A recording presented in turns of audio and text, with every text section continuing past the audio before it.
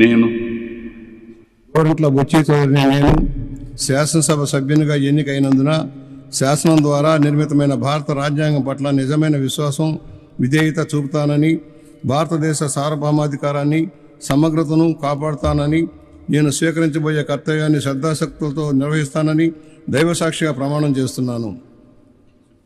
నేను